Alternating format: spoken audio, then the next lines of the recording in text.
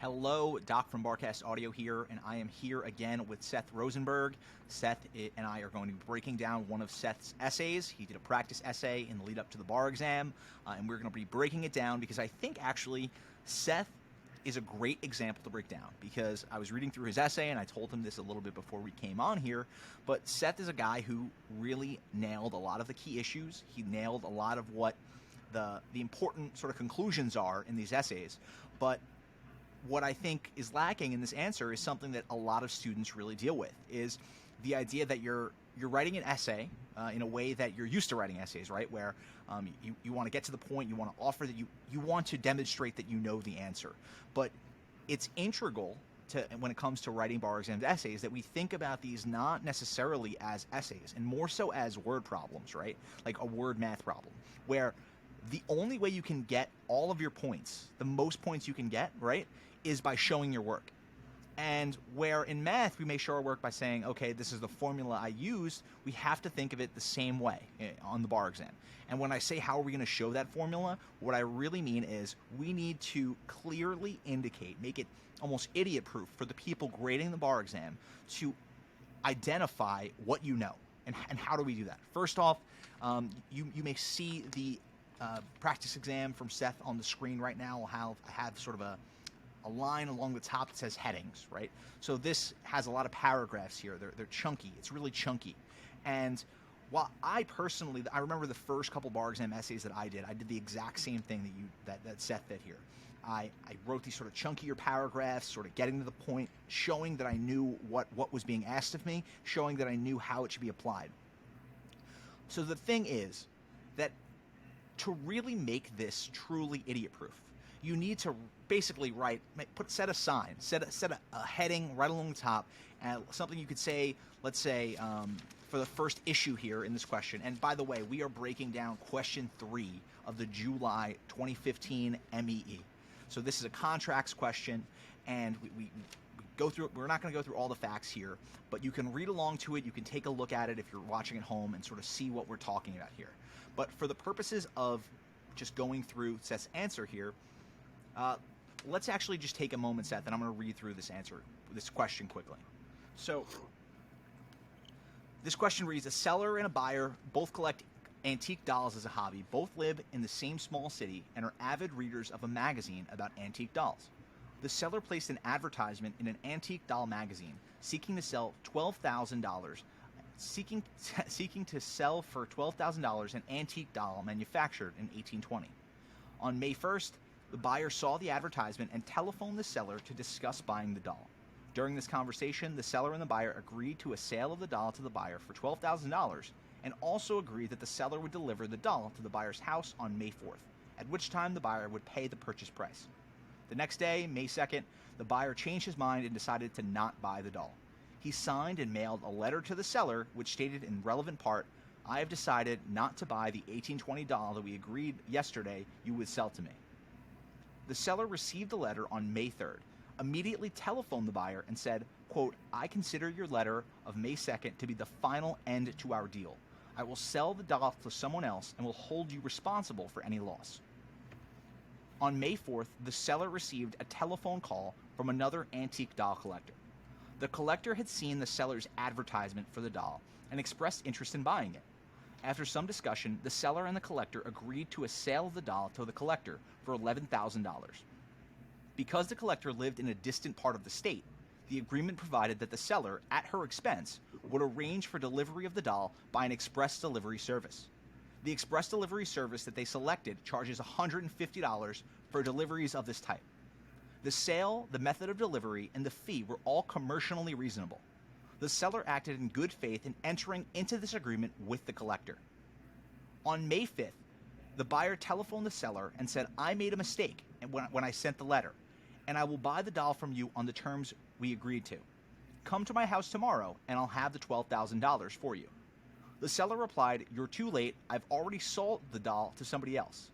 The seller then took the doll to the delivery service and paid the $150 delivery fee. The delivery service delivered the doll to the collector, who immediately wired the $11,000 payment to the seller. 2 weeks later, the seller sued the buyer for breach of contract. Now, there are 3 prompts at the end of this question. The first one is as follows. Is there a contract for the sale of the doll that is enforceable against the buyer? Explain. Assuming that there is a contract enforceable against the buyer, did the buyer breach that contract? Explain. And third, assuming that there is a contract enforceable against the buyer and the buyer breached the contract, how much can the seller recover in damages? Okay, so one thing that I always think is really important as we go through these is to take a look at some of the facts that are presenting themselves, right? So when you see a lot of dates typically in contract questions, those are always going to be like, okay, alarm bells ringing. What exactly are they asking about here? And a lot of times when you see something that was not in writing, they mention it not being in writing, that alarm bells ring in your head. When it comes to a seller selling something that they were originally negotiated to sell to another party at a lesser price, alarm bells ring, expectation damages, incidental loss, these kind of damages questions. So it's important that you keep things like that in mind. So going through this, a couple sentences that really stood out to me, right, were the sale method of delivery and the fee were all commercially reasonable. The seller acted in good faith in entering into this agreement with the collector. These are like, when you're reading through an essay like this, these should immediately perk up your ears, right? Because not just in terms of imputing in your mind what's being tested, but also you should think that when you see sentences like that, they're so specific, so very direct, that more often than not, these are going to be facts that you're going to want to pull almost word for word into your analysis.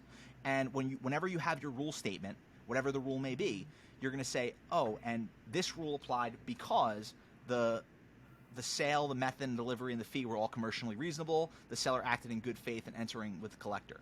So without even having to get into what the rule is that applies here, without even getting that deep, we know just off the basis when we see something like that, for the most part, that's going to be something that we want to apply. We want to connect to some sort of rule statement, because it's just not. Sometimes you'll have sort of red herring facts like that, but for the most part, it's really going to be something. If it's there, there's a reason it's there. So now let's dig a little bit into your answer. So your answer will be on screen now. You guys will see sort of what I'm talking about here. So along the top of the page, you'll see I have headings in big letters. And I have headings in big letters because these are these chunky paragraphs I talked about before. I think that just by breaking up these paragraphs into shorter, more succinct little sub-paragraphs and offering headings that break up how you're answering each of these different sections, I think that even though it's not necessarily going to be a big boon to your point score, think of the person who's going to be grading your essay. I think too often students get in the mind of like, okay, I got to get the law down, I got to do this, I got to get everything I can on the page. But on top of that, you have to think that whoever's grading your essay, you're not the only essay they're grading that day. They're grading through a million essays. They're just grinding these things out. And whether it's conscious or not, these graders are going to look at the essays that are more aesthetically pleasing and more organized to the eye. They're going to look at them in a more positive manner. Listen, I would bet that if you asked many of them, they would say, no, it doesn't really matter to me. But I don't buy that. I think that there is really something to be said for clearly indicating, say, okay, number one, the contract between the buyer and the seller. And then in that next, your first sentence there, you make a strong declarative sentence, which I like. There's no contract for the sale of the doll that is enforceable against the buyer, as the agreement was required by the statute of frauds to be in writing and was instead oral. Now, ultimately, I think that interpretation of the rule isn't correct under these facts, but it doesn't matter, really, because you made a strong statement of the rule, and then what I need after this, after you make a declarative statement like this, is at issue here is whether the statute of fraud applies. And that may seem very straightforward, intuitive. But what I want you to say here is something along the lines of, there is no enforceable contract between X and Y. And then the second sentence should be something along the lines of, at issue here is whatever the specific issue to formation that is being tested. So what I like about this contracts essay is it's very straightforward. It's very common to see contracts tested in this manner. And what I mean there is that contracts is really not that it can feel a lot more complicated than it is. But when you zoom out, right? You zoom out and you look big picture at what contracts is. It's about formation, it's about breach, it's about defenses to formation, it's about damages. Those are really the big pictures, and then we also have third-party rights mixed in there as well, right? But those are sort of the the five big picture items that we think of when we think about contracts. So here we're covering formation, we're covering breach, and we're covering damages. So that's why I think this is a really good essay to really highlight these things, because they're very common when you see this stuff tested. So I noted, as you'll see sort of in the top there, what is the issue here?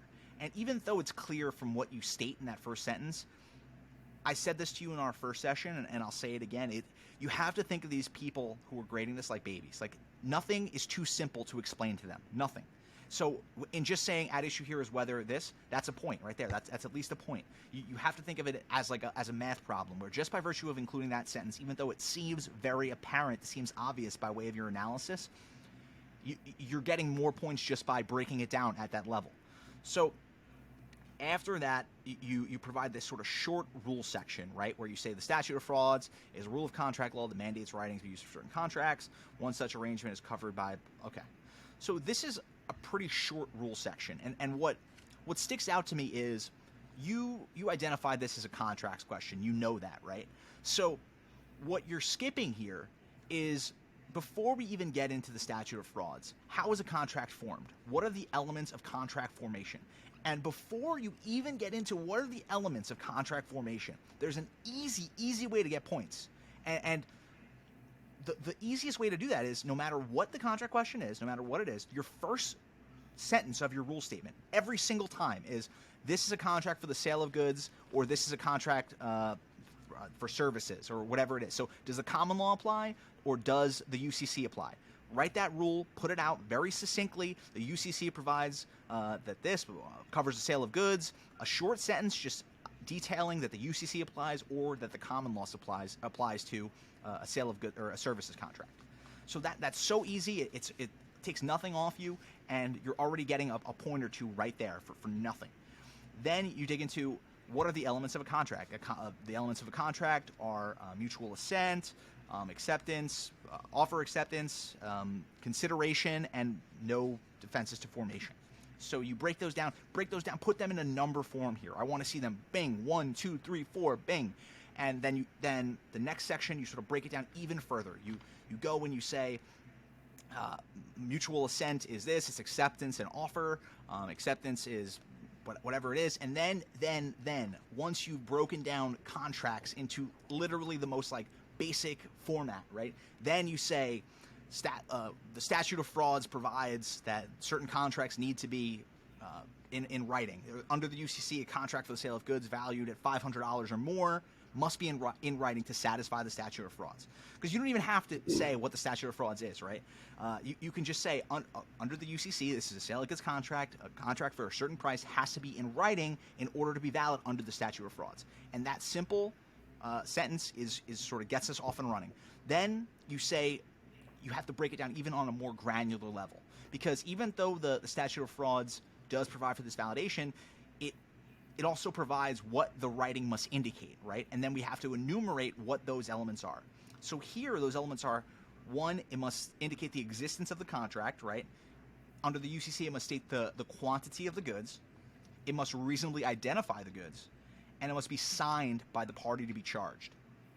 And then if you want to add an extra point there, you can say, if the price isn't stated under the UCC, the court will imply a reasonable price term. Now, you may be thinking, okay, that's a lot for a rule statement. Don't you want me to get to the analysis? And I do. But you have to think of the rule statement as an opportunity to set up all the points you're going to score for the rest of this essay. Everything that all the facts that you're going to connect, all your analysis is going to be, the points here are really going to be found in connecting the facts of the hypo with the rules you set up in that paragraph. So if you're in this one, in that first paragraph, in this first sort of issue you're identifying, you essentially have a 2-sentence rule statement. And it's not that it's wrong, right? It's just that you're cutting off your legs at the knee, because you're not giving yourself an opportunity to really cash in on those points later on, right? Because the chunkier, not necessarily chunky, but the more in depth we go with that rule paragraph, the more we're able to then say an antique doll is a good, therefore like the sale of goods applies, or the UCC applies. Then this is a contract that's over $500 because it's $12,000, and so on and so forth. We want that connection between the facts and the rule statements we're providing. And listen, I know that at certain stages in bar prep, students don't often feel comfortable writing out those full rule statements. They're like, I don't know. I don't know. Listen, what you have to get comfortable with is writing out those rule statements, enumerating them, even if you don't fully understand them, even if you don't fully remember them.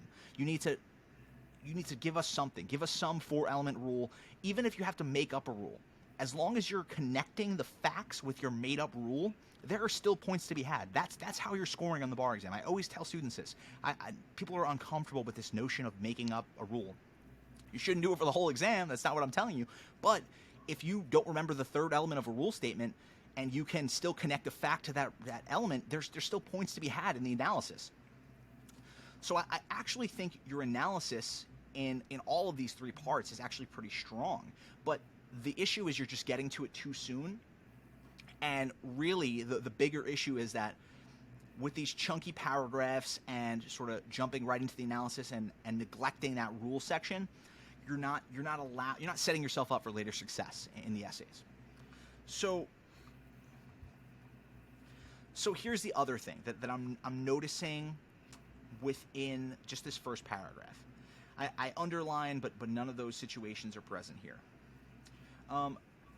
What I really wanted to see here in this section is when you say none of those situations are present here, why are none of those situations are present? Why are none of them present? So when you say that, I'm just reading through it. So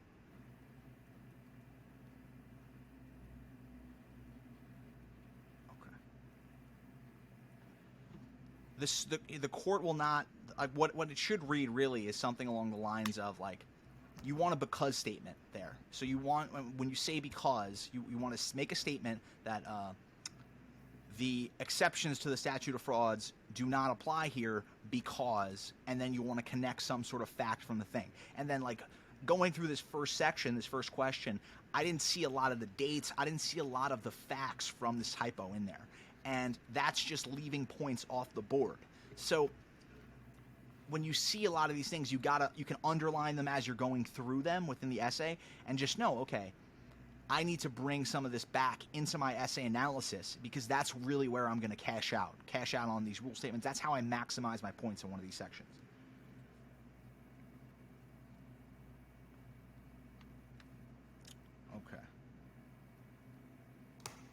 Okay. So here's the thing. So now we're going to move on to section 2, right? Just in terms of big picture analysis. We'll talk more about the actual law a little bit later. I think that the issue that if you had gone into this first essay and looked more at the dates, you may have thought to, okay, here's what I'll say. Because you sort of dove into the statute of frauds analysis, you left points on the board not just from the rules, but also because you didn't do an analysis of whether a contract was formed, right? So you didn't do saying the parties formed a contract on May 1st when the buyer called the seller to offer to buy the doll for $12,000, and then the seller accepted by agreeing to sell. So that's just like a quick short sentence that is a number of points that are really like, these kind of things just add up. They're so granular and almost like you're building a little castle and you're building upon each level there. So then the statute of frauds is obviously sort of the center issue that's being tested in this section, but really there's only so many points to be had for being right or wrong about that. So if let's say you were to get everything about the statute of frauds right, you got the right rule statement, the 2-sentence rule statement, you got the right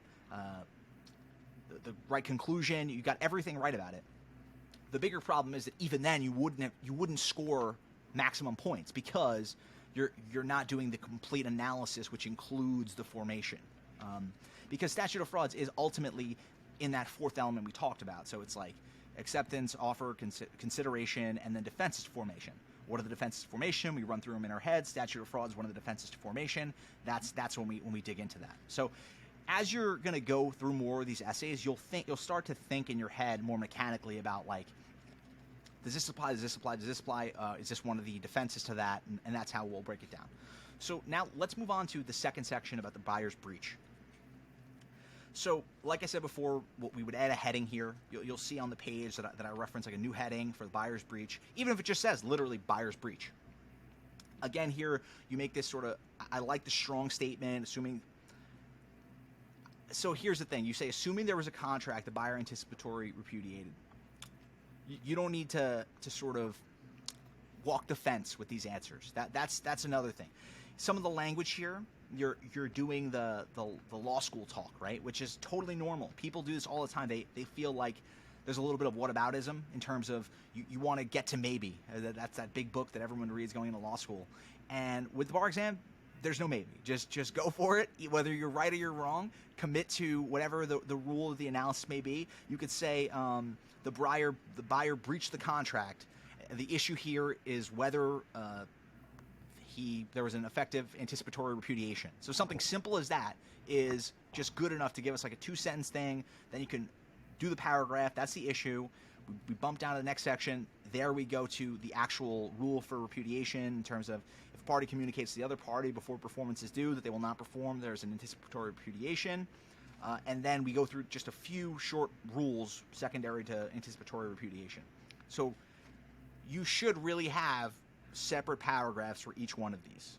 So issue, rule, and then obviously a short analysis, and then your conclusion. Your conclusion could be one sentence, but as long as it's set aside, they can look at this and say, okay, he's got everything I need. They're checking off a checklist, and you're hitting all the boxes just by making it that much easier for them to do. So the thing that I noticed going through, the second essay answer, you skip the rule statement really, and you jump right to this analysis, which I get, and it's good because you seem to be on point with your analysis. It's just a matter of, once again, leaving those points on the board. The one thing that I think you're skipping over a little bit again here in your analysis is you're not making the connection between the facts that are presented in the hypo and the rules. And part of that is that you're sort of skipping the rule statement a bit. But so here, what I'm looking for really is a sentence like here the buyer made an anticipatory repudiation by stating in his May 2. So when I say buy, I'm going to stop at buy, right? Here the buyer made an anticipatory repudiation. That's the conclusory statement. Now what I need is a connection fact-wise to the hypo. So then I say, by stating in his May 2 letter that he would not buy the doll when performance was due on May 4th. Next sentence. This is the next sentence. Again, I'm going to make a conclusory statement about an element of the rule. I'm going to say the seller then canceled the contract. Conclusory statement ends by, then we get the connection to the facts of the hypo, by calling the buyer on May 3rd and telling him the letter was the end of the deal and he would sell the doll to somebody else. Next sentence. The seller relied on the repudiation. That's another conclusory sentence about an element. By, and then we connect again, by making a deal to sell the doll to another collector on May 4th. So really this analysis section is not going to be assuming this or if this is true, if that is true. What we're really looking for here is pretty hard first parts of these sentences. This is that, or the buyer did this, or the buyer didn't do that, by, because, or some sort of connective word that connects that conclusion with a fact from our hypo. And that's really the nitty-gritty of it. If we can get there where you're almost looking at these as a fill-in, and you have an understanding that when you're looking at the facts here, you're like, this is a fact that's going to be on the back end of one of my analysis sentences. If we can get to that point, that's when you're really going to be cooking with gas, because that's when you're really going to be, okay, I know the rule. Not only do I know it, not only do I know how to analyze it, but I'm going to get every freaking point available to me on this. So then ideally we'll separate that conclusion sentence that I mentioned before. And I pointed out in your essay answer, right? I pointed to A seller has several options when a buyer anticipatory repudiates. I underscored that. And the reason that I underscored that is because it's sort of a vague general statement, right? That it may work better in a law school essay because you can sort of build off of that and dig a little deeper. But here, it's not worth that. Don't tell us the buyer has several options. If the buyer has several options, give us the rule, quick and dirty, what the options are, if that's the case.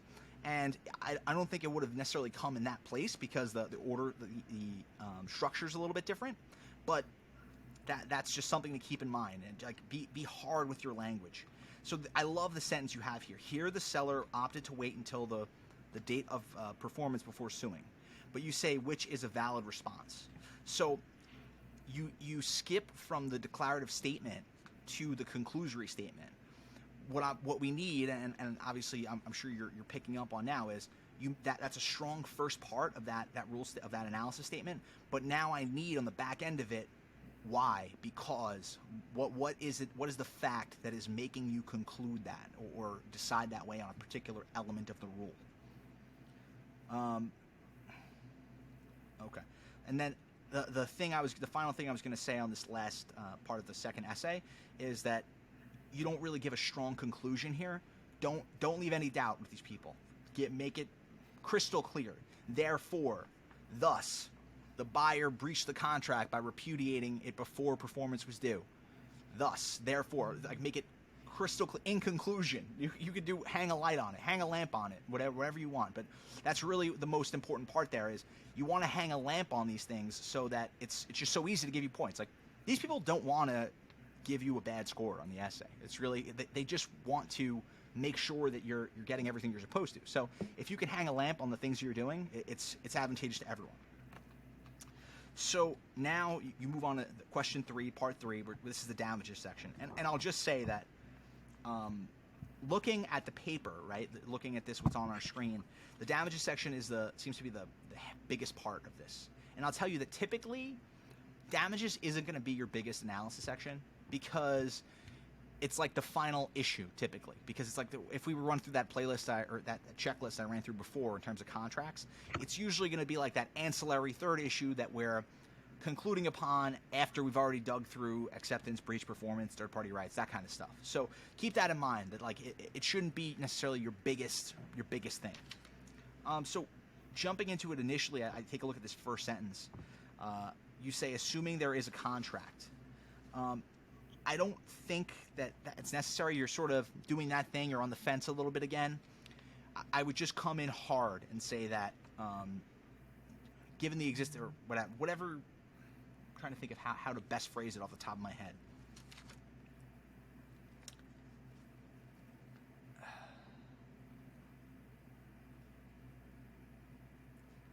I'll write out a better just sentence, just because I don't like that language, like assuming there is a contract here. But honestly, it's not the end of the world. It's not the end of the world. I wouldn't think too much of it, right? I would just say you're probably fine with saying assuming there's a contract. The buyer breached it. The seller can recover expectancy and consequential damages, which are both right. You're on the money with that. But here's where the problem comes in the sentence. But if the court deems the profits that would have earned in certain reliance will be provided instead of expectancy, right? So you can just say that the buyer, assuming there was a breach here, the buyer, assuming that there was a contract formed here, the buyer breached that contract and would be entitled to expectation, consequential, and reliance damages. So then you would go through the rules for those, and then you would provide the analysis for those.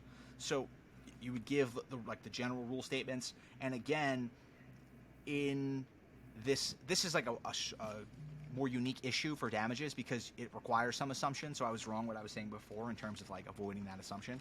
But so what we would be looking for here in terms of like an analysis sentence would be something along the lines of the seller expected to receive $12,000 if the buyer had performed, but only received $12,000 from feeding the doll. So this is like an explanation. I don't love that sentence, to be honest with you. This is like a model answer people frequently cite. I still would like to see like a because statement there. So I would say something more akin to here the seller is entitled to expectation damages of $1,000 because he expected to receive $12,000 if the buyer had performed, but only received $1,000 from reselling the doll. In addition, he incurred another $150 because she had to pay to ship the doll to the collector, and she would not have had to do that if the initial sale had gone through. And then what's really missing here is you have a lot of the numbers here, right? But you don't sort of bring it all home. You don't connect the numbers. So you tell us about the $1,000, you tell us about the $150, but what we need again here is just like a clear conclusory sentence. Therefore, the seller would be entitled to recover $1,150 from the buyer due to the buyer's breach, and then whatever other additional sentence you may want to add there. But that's sort of the gist of it, right? And that's sort of what all there is to this essay. So what I'll briefly mention here is that big picture, what I was thinking, and you'll see at the bottom of the page here, is that I want you to break up these paragraphs. That's sort of front and center. I want you to give me headings. Give me hang a lamp on these, on whatever the sub issues are. I want you to I call out the issue plainly and clearly. Give us issue statements, and I want you to have more of in your analysis these connective words, these connective statements where we're making a statement and then we're saying because of this, by that, if or not necessarily if, but because of this, by that, you know what I mean. You need that connective tissue between the facts and your actual rules. So I think I just spoke for 30 minutes consecutively. So do you have any questions?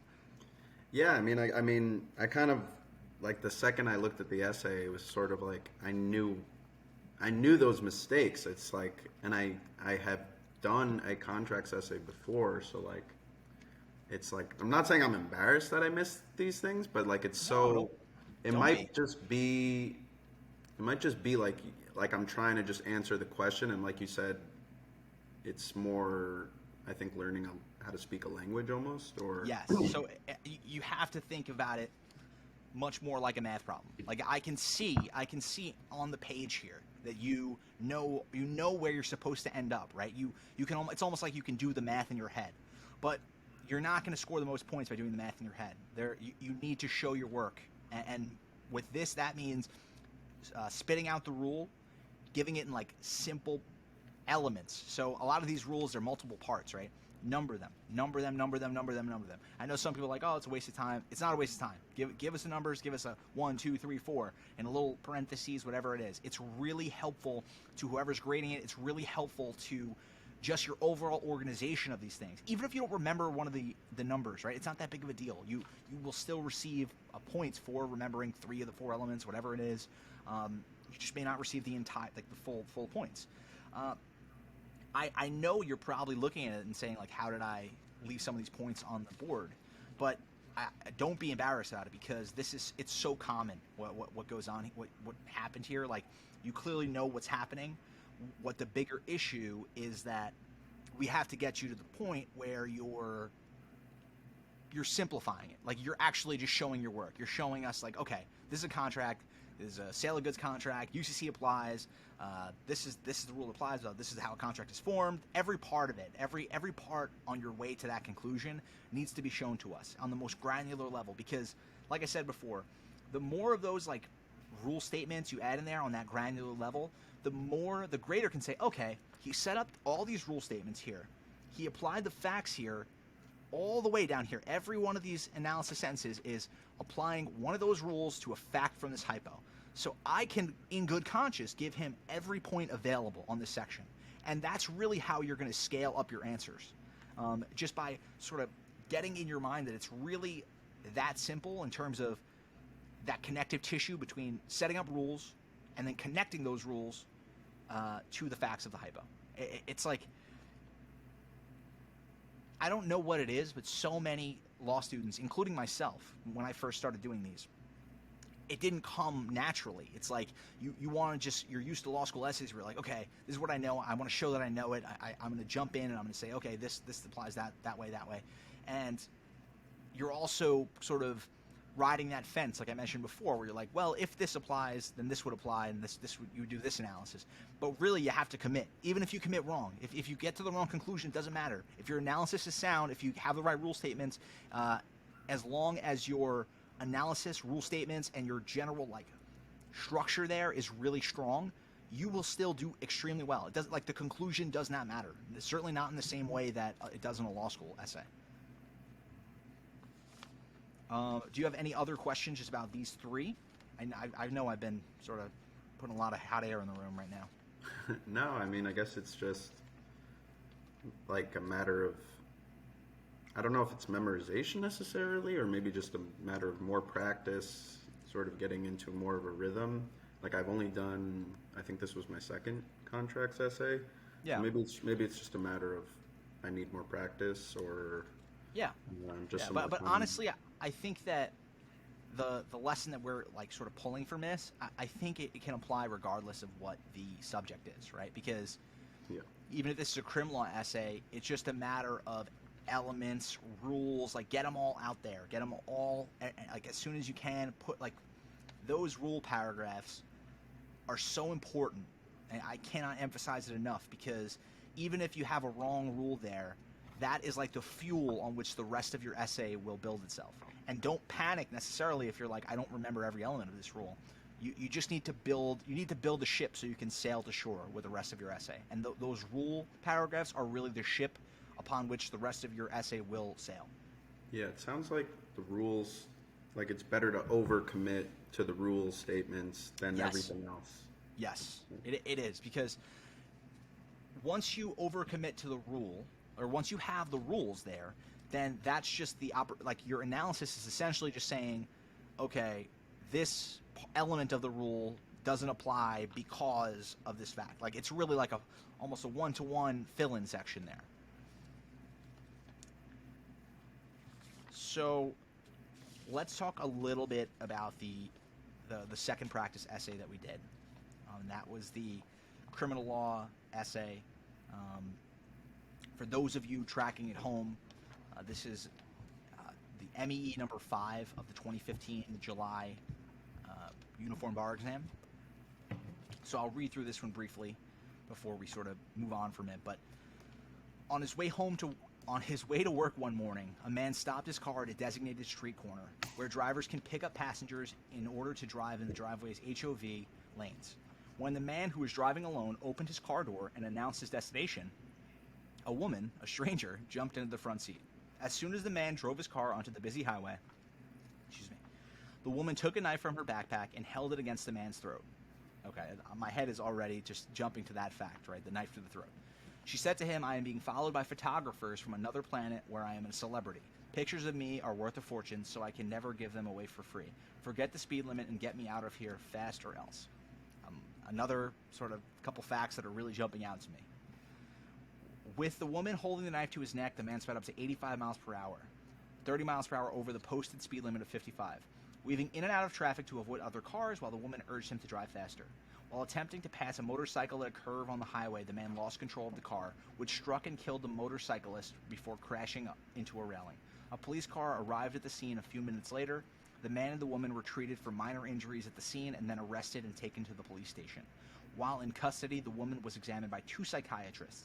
Both psychiatrists submitted written reports stating that the woman suffers from schizophrenia and that at the time of the accident, her delusions about alien photographers were caused by her schizophrenia. The State A prosecutor has charged the woman with felony murder for the motorcyclist's death based on her kidnapping of the man, but is not sure whether to charge the man with any crime. In State A, the rules governing crimes and affirmative defenses follow common law principles. However, in State A, the not guilty by reason of insanity defense is defined by the statute as follows. To establish the defense of not guilty by reason of insanity, the defendant must show that at the time of the charged conduct, he or she suffered from a severe mental illness, defect, and as a result of that mental disease or defect, he or she did not know that his or her conduct was wrong. The defendant has the burden to prove all elements of the defense by a preponderance of the evidence. Assume that the 2 psychiatrists' reports will be admitted into evidence. Number 1, can the woman establish a not guilty by reason of insanity defense? Explain. Number 2, with what crimes, if any, can the man be charged as a result of the motorcyclist's death? And 3, what defenses, if any, will be available to the man if he is charged with a crime related to the motorcyclist's death? Okay. So I like this because this is another criminal law essays are often asked like this, especially the section about what crimes, if any, can the man be charged with. Sometimes you'll see what's the highest crime that a person can be charged with in terms of like degrees of whatever it is, maybe murder. So I'll post this as well. I didn't mark up your outline of this essay as much as I did your essay because I don't think it's necessarily as instructive to do that. I think the outline's good just to get a general sense of what you're identifying in terms of issues and the rules. And I think that actually you did a great job in terms of identifying the issues and the rules here. But what I would say is that going forward, I think it's going to be helpful to, when you're doing these outlines, to set something up with headings first. Say these are the 3 issues. Heading number 1, heading number 2, and heading number 3. Then give like a strong statement, say, the woman will not be able to establish a not guilty by reason of insanity defense because blank. And when you say so your answer is there's not enough evidence for her to establish she's more likely than not. That's sort of, you don't necessarily have to dig into that. You can just say the woman cannot establish a not guilty by reason of insanity defense, and then say the issue is whether because of her schizophrenia she did not know that her conduct was wrong. So that I was going to ask, did I read into that specific rule too much, or was I right to say there wasn't, that we can't be sure that she didn't appreciate the right and wrong aspect and the nature of what she was doing? Or whenever I see somebody where they're clearly trying to tell me, they're mentally ill or unwell, or they have some sort of defect, should I just assume that that's the case, or I guess what did you think about that? So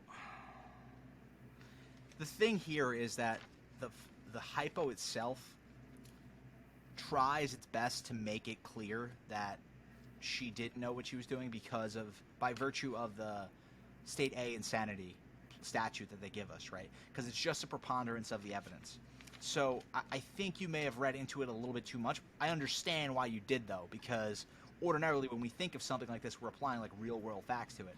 But in looking at this the way it is, because of the preponderance of the evidence lower threshold that they've put out here, she just simply has to show that more likely than not she suffered from a mental disease. So what I would like to see in terms of like outlining this, right? I'd like to see the heading. I'd like to see that sort of strong statement. Then I'd like to see just the issue, whatever, a short issue. You don't need to make the whole issue statement. Just say what the issue is, and then 2 or 3 facts that you look to in each sub issue that you can see within the essay hypo that you think are going to apply, that you think maybe on the backside of one of those because statements. So that I think is going to be good practice for you to look at some of these facts and say, okay, I see where this is going. I see where this is going to end up. And I think it's helpful to get to the point where you're like, okay, this is something that's there for a reason, and it's because it's going to be on the back end of one of my because statements. It's going to be a part of that element analysis. So in terms of the second part of these is always tough. It's always going to be tough. But, I mean, you got the issue right. You said the man can be charged with involuntary manslaughter. The thing is, you don't need to, like, include fluffy language like this, like, the man can most easily be charged with involuntary manslaughter. You can just say, like, the man can likely be charged with involuntary manslaughter.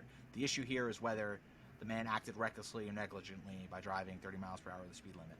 And then that's like simple enough. That's like good enough to get the most points you can from that issue statement. That's good.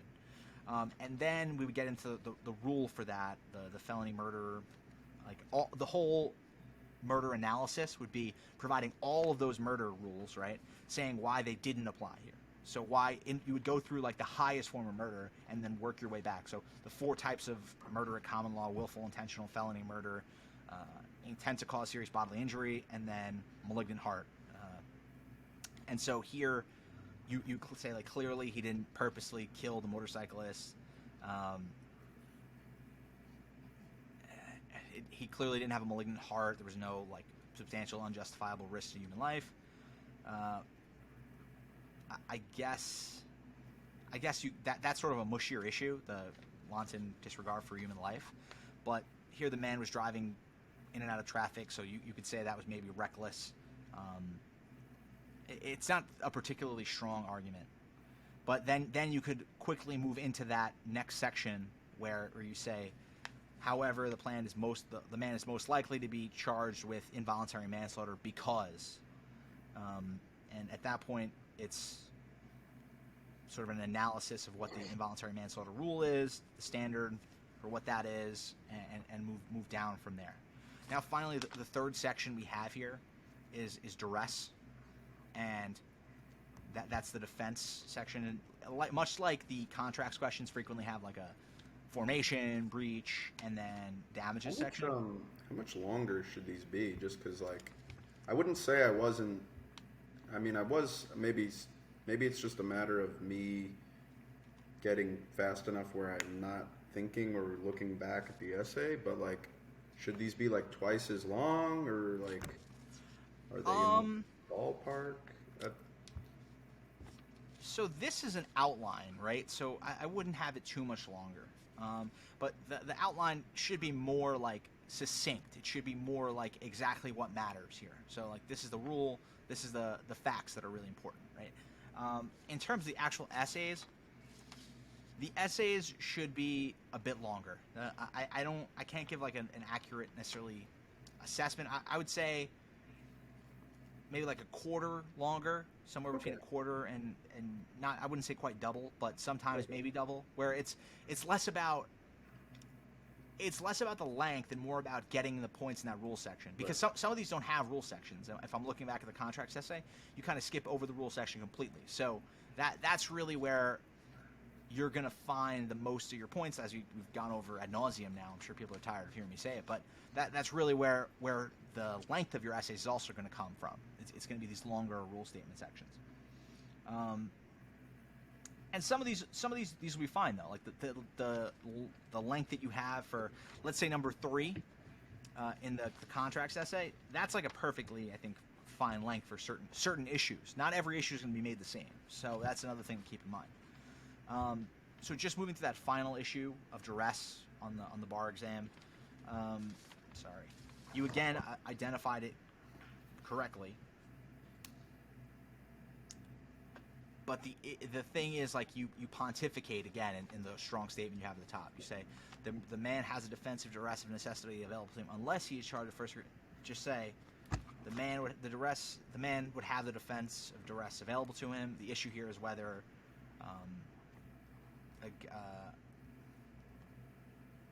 the issue here is whether the bar against using duress against a homicide charge applies to using duress against a charge based on an unintentional killing. So that's sort of the issue there. You could give that like short, I wouldn't say simple statement, but that's sort of where you would get the most points from the issue. Then you could look at the facts there and list underneath sort of what the facts that are giving rise to this is. So you can see as you're going through this that you're getting a lot of these things right. It's just a matter of like actually maximizing your points on them. That's what we're leaving on the board right now. So do you have any questions just in terms of the criminal law essay? Yeah, I mean, this is probably something I was just gonna say. Like, did you yourself make checklists or something for each subject? Like, what would you recommend to help get into a groove? Obviously, like, people do flashcards for memorizing rule statements, but like, what's just a good way that you were able to, figure this out? So one thing I think is a really strong tool, and the thing is, I don't recommend people do this for too much. People go crazy with this, and then they regret it a little bit. But I do actually think it's a strong tool, is writing out model essay answers. Yeah. Like write out the rule statements for model essays. Take a look at them and say, okay, These are the issues. Then you can skip to the back and just say, okay, this is a rule. I'm going to write out this full rule statement. And then, like, the writing out the analysis part is not necessarily, like, as important, but you can do that a few times, too, just to get sort of a cadence for what one of these answers might look like.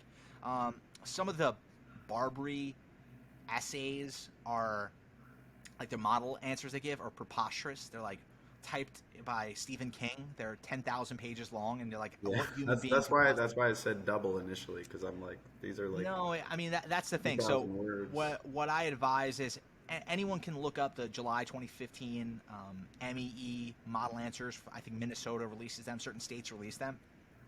And you'll see some of these answers, these model answers have, like, typos in them. Like, people are typing with their lives away. They're not perfect answers. That's why I hate that some of the bar prep companies come away with these model answers that are preposterously well executed, where no human being could possibly type this up in 30 minutes. So I think it's instructive to go through some of those model answers. Even those ridiculously well-typed model answers, they're useful, and type through some of the rules that they have, because those are really good, like, rule statements. Make sure you're numbering the elements. And I think that going through those will just get you a feel for what it's like to really spit out one of these fat, chunky rule statement sections, because that's really where all your points are going to come from, and that's really where you can build upon. And listen, it's going to be, I think it'll probably be a bit of a time crunch when you first start doing this, when you first start committing to this, but it's going to pay off, because you're going to get a handle on it, and it's going to come along quickly once you start really getting a feel for setting yourself up with these rule statements. It's like, I don't even know how many more analogies I have in me, but it's really like the most important thing you could do is these rule statements, because they are the fuel that drives the rest of your essay. So with that, I think that concludes our time here. Thanks so much, Seth, for coming on today. Yeah, happy to be here. And we will remember to follow the show, subscribe for more of these videos. Until then, I'll talk to you guys soon. Bye now. Remember to go to barcastaudio.com for some of our audio materials, our essay attack sheets. Essay attack sheets helpful with this stuff, because it breaks down a lot of the big picture topics and a lot of the rule statements. So talk to you guys soon.